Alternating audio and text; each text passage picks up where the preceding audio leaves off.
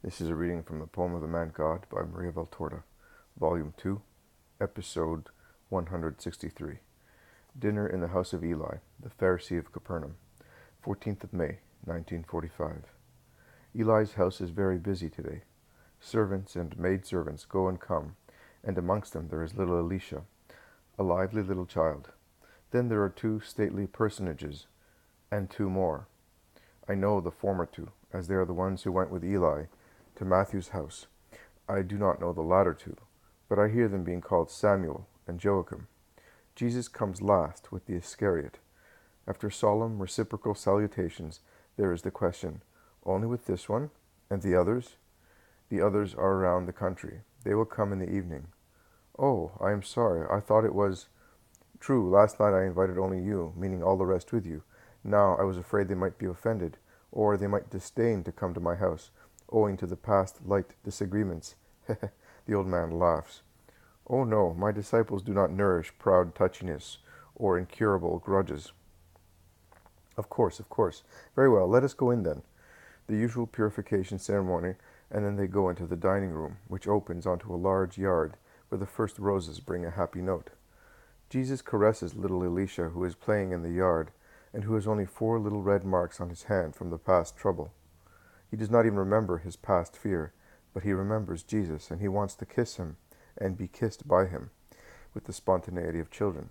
With his little arms around Jesus' neck, he speaks to him through his hair, confiding that when he is big, he will go to him and asks, "Do you want me?" I want everybody. Be good, and you will come with me. The little boy goes away, bounding about. They sit at the table, and Eli wishes to be so perfect that he puts Jesus beside him, and on the other side Judas, who is thus between Eli and Simon, as Jesus is between Eli and Uriah. The meal begins. Their conversation at first is inconsequential. It then becomes interesting. And since wounds are sore and chains are heavy, the talk turns to the eternal topic of the enslavement of Palestine by Rome. I do not know whether it was done deliberately or without any evil purpose. I know that the 5 Pharisees complain of the new Roman abuses as of a sacrilege, and they want to get Jesus interested in the discussion. You know, they want to pry into our income, down to the last coin, and as they have realized that we meet in the synagogue to speak about that and about them, now they are threatening to come in without any respect. I am afraid they will enter also the houses of priests one of these days, shouts Joachim. What do you say about that? Do you not feel disgusted? Asks Eli. Jesus replies to the direct question. As an Israelite, yes. As a man, no. Why that distinction? I do not understand. Are you 2 in 1? No, but there is in me flesh and blood. That is, the animal, and there is the spirit. The spirit of an Israelite, compliant with the law, suffers because of such violations. The flesh and blood do not suffer, because I lack the goad that hurts you. Which one? Interest. You said that you meet in the synagogues to speak also of business, without fear of intrusive ears, and you are afraid you will no longer be able to do so, and consequently you are afraid you may not be able to conceal even a small coin from the tax collectors, and that you may be taxed exactly according to your assets. I possess nothing. I live on the charity of my neighbors and on my love for them. I have neither gold, nor fields, nor vineyards, nor houses, except my mother's house in Nazareth, which is so small and poor as to be ignored by the tax assessors. Consequently, I am not afraid that they may find out that my statement of income is untrue, and that I may be fined and punished.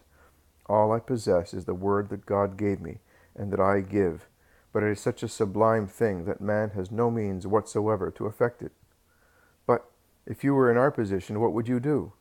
Well, do not take it amiss if I tell you quite frankly my opinion, which is in contrast to yours. I solemnly tell you that I would behave differently. How? Not offending against the holy truth.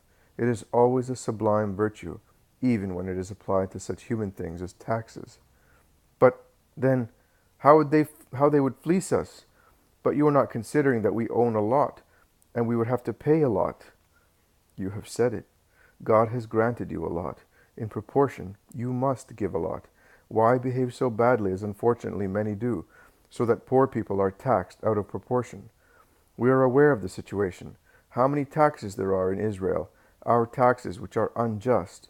The great, who already have so much, benefit by them, whereas they are the despair of poor people who have to pay them and have to starve to find the money. Love for our neighbor does not recommend that. We Israelites should be so thoughtful as to take upon us the burden of the poor. You are saying that because you are poor too. No, Uriah, I am saying that because it is justice. Why has Rome been able to oppress us thus? Because we sinned, and we are divided by hatred. The rich hate the poor hate the rich, because there is no justice, and the enemy takes advantage of the situation and has subdued us. You have mentioned various reasons. Are there any more? I would not like to go against the truth by twisting the nature of a place consecrated to religion and making it a sure shelter for human things. Are you reproaching us? No, I am replying to you. Listen to your own consciences. You are masters, and therefore I would say that it is time to rise, to rebel, to punish the invader, and restore our kingdom. True, you are right, Simon, but the Messiah is here. He must do it, replies Eli. But the Messiah, for the time being, forgive me, Jesus, is only goodness. He advises everything except to rebel. We will. Listen, Simon. Remember the book of Kings. Saul was at Gilgal. The Philistines were at Michmash. The people were afraid and dispersed. The prophet Samuel was not coming. Saul decided to precede the servant of God and offer the sacrifice himself. Remember the answer that Samuel, on his arrival, gave to the imprudent Saul. You have acted like a fool, and you have not carried out the order that the Lord has commanded you. If you had not done that, now the Lord would have confirmed your sovereignty over Israel forever. But now your sovereignty will not last. An untimely and proud action served neither the king nor the people. God knows the hour, man does not. God knows the means, man does not. Leave things to God, and deserve his help by means of holy behavior. My kingdom is not a kingdom of rebellion and ferocity, but it will be established. It is not a preserve for a few people. It will be universal. Blessed are those who will come to it, who are not led into error by my poor appearance, according to the spirit of the world, and who will see the Savior in me. Be not afraid. I shall be king, the king who came from Israel, the king who will extend his kingdom all over mankind. But you, masters of Israel, must not misunderstand my words and those of the prophets who announce me.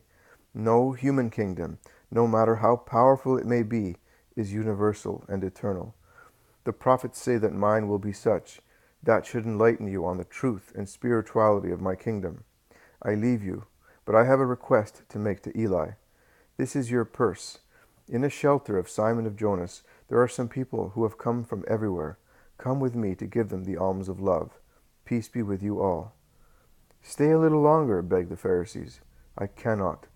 There are people whose bodies and hearts are diseased, and they are waiting to be comforted. Tomorrow I will be going away. I want everyone to see me leave without being disappointed. Master, I am old and tired. Please go in my name. You have Judas of Simon with you, and we know him well. Do it yourself. God be with you. Jesus goes out with Judas, who, as soon as they are in the square, says, The old viper, what did he mean? Forget about it. Or better still, just think that he wanted to praise you. Impossible, Master. Those mouths never praise who does good. I mean, never sincerely. And with regard to his coming, it is because he loathes the poor and is afraid of their curses. He has tortured the poor people here so often. I can swear it without any fear. And therefore, be good, Judas. Be good. Let God judge.